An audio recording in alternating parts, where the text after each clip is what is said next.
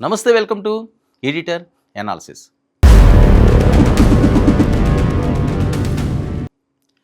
Death జోన్లా మారిన పశ్చిమాసియా 13వ రోజు అమెరికా భీకర విధ్వంసం, ఇరాన్పై బాంబుల వర్షం. ఒకవైపు చర్చలు, మరోవైపు మిసైల్ దాడికి రెడీ అంటూ వైట్ హౌస్ వార్నింగ్. మానవాళి మూడో ప్రపంచ యుద్ధం ముంగిట నిలబడి ఉందా?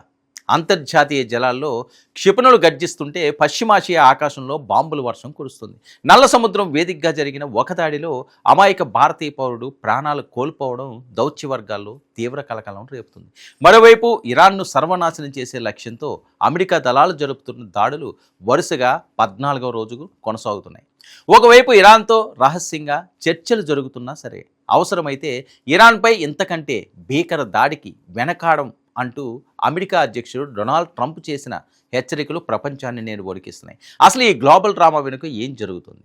గ్లోబల్ మార్కెట్లను ఊపేస్తున్న యుద్ధ రంగం పరిస్థితి ఎలా ఉంది? ఇప్పుడు డీటెయిల్గా చూద్దాం.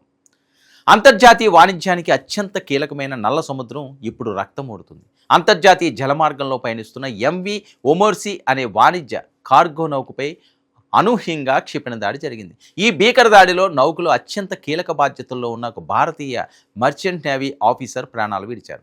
ఆకాశం నుంచి దూసుకొచ్చిన ఈ అగ్నిగోళం నౌకను ధ్వంసం చేయడంతో తీవ్ర కలకలం రేగింది. అంతర్జాతీయ జలాల్లో ఎలాంటి సంబంధం లేని నిర్దోషి అయిన భారతీయ నావికుడి ప్రాణాలు బలి కావడంపై భారత ప్రభుత్వం అత్యంత తీవ్రంగా స్పందించింది. సముద్ర మార్గాల్లో ప్రయాణించే పౌర నౌకలపై ఇలాంటి విచక్షణారహిత దాడులకు పాల్పడడం అంతర్జాతీయ చట్టాలకు, సముద్ర ప్రయాణ సూత్రాలకు పూర్తి విరుద్ధమని విదేశాంగ శాఖ గట్టిగానే హెచ్చరించింది. పశ్చిమాసియా థియేటర్లో యుద్ధ విమానం క్లైమాక్స్ చేరింది.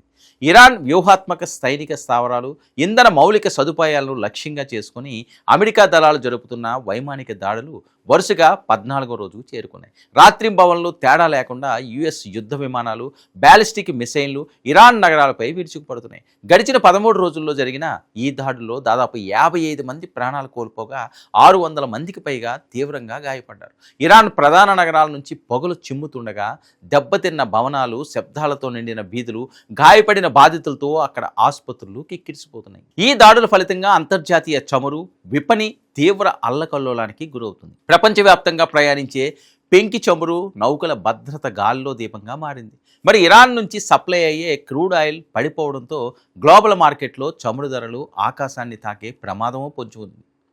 మరి హర్మోజ్ జలసంధి, అలాగే నల్ల సముద్రం వంటి కీలక రవాణా మార్గాల్లో నౌకలు నిలిచిపోవడంతో సప్లై చైన్ పూర్తిగా దెబ్బతింది. రవాణా ఖర్చులు, ఇన్సూరెన్స్ ప్రీమియం ధరలు రెండింతలు కావడంతో ఆసియా, ఐరోపా దేశాలు తీవ్ర భయాందోళనలు వ్యక్తం చేస్తున్నాయి. ఈ వినాశనం మధ్యలోనే ఒక విచిత్రమైన దౌత్య నాటకం నడుస్తుంది. ఒకవైపు అమెరికా అధికారిక ప్రతినిధుల బృందం మూడో దేశ వేదికగా ఇరాన్ ప్రతినిధులతో రహస్య చర్చలు జరుపుతుంది. కానీ మరోవైపు వైట్ హౌస్ నుంచి అమెరికా అధ్యక్షుడు డొనాల్డ్ ట్రంప్ అత్యంత ఆవేశపూరిత ప్రకటనలు విడుదల చేస్తున్నారు.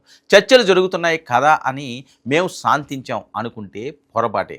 పరిస్థితి వస్తే ఇరాన్పై ఇంతకు ముందెన్నడూ చూడని రీతిలో భీకర దాడులకు మేము పూర్తిగా సిద్ధంగా ఉన్నామని ట్రంప్ స్పష్టం చేశారు. ఒకవైపు రాయబార చర్చల ద్వారా సమయం గడుపుతూనే ఇంకోవైపు సైనిక చర్యల ద్వారా ఇరాన్ను లొంగ తీసుకునేందుకు అమెరికా ఎత్తుగడలు వేస్తుంది.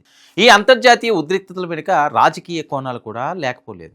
అమెరికాలో ముంచుకొస్తున్న ఎన్నికల నేపథ్యంలో డొనాల్డ్ ట్రంప్ వైఖరిపై రకరకాల విశ్లేషణలు వస్తున్నాయి. మధ్యంతర ఎన్నికల ఒత్తిడి కారణంగా యుద్ధాన్ని ముగించాలనే ఆలోచన తనకు ఏమాత్రం లేదని ట్రంప్ తేల్చి చెప్పారు. తన నిర్ణయాలపై ఎలాంటి అంతర్గత రాజకీయ ప్రభావం పడబోదని, అమెరికా రక్షణ ప్రయోజనాల కోసమే తమ దళాలు పోరాడుతున్నాయని ప్రకటించారు. మరి ప్రతిపక్షాల నుంచి ఎంత ఒత్తిడి వచ్చినా ఇరాన్ను దారిలోకి తెచ్చే వరకు వెనక్కి తగ్గేది లేదన్న సంకేతాలను ఆయన ఈ ప్రకటన ద్వారా ఇచ్చారు. ఈ మొత్తం యుద్ధం నాటకంలో మిడిల్ ఈస్ట్లో నెలకొన్న అస్థిరత ప్రపంచ పటంలో కొత్త శత్రుత్వాలకు దారితీస్తుంది. ఇరాన్కు ప్రత్యక్షంగా లేదా పరోక్షంగా చైనా, రష్యా వంటి ఇతర గ్లోబల్ పవర్స్ మద్దతు లభిస్తుందన్న ఊహాగానాలు సంచలనం సృష్టిస్తున్నాయి. మరి ఉక్రెయిన్, పశ్చిమాసియా, నల్ల సముద్రం ఇలా వేర్వేరు రణరంగాల్లో జరుగుతున్న ఈ వినాశకర పోరాటాలు అన్నీ కలిసి ఒక్కసారిగా బద్దలైతే అది మానవాళి ఉనికికే ముప్పు తెచ్చే ప్రమాదం ఉందనే ఆందోళనలు వ్యక్తమవుతున్నాయి.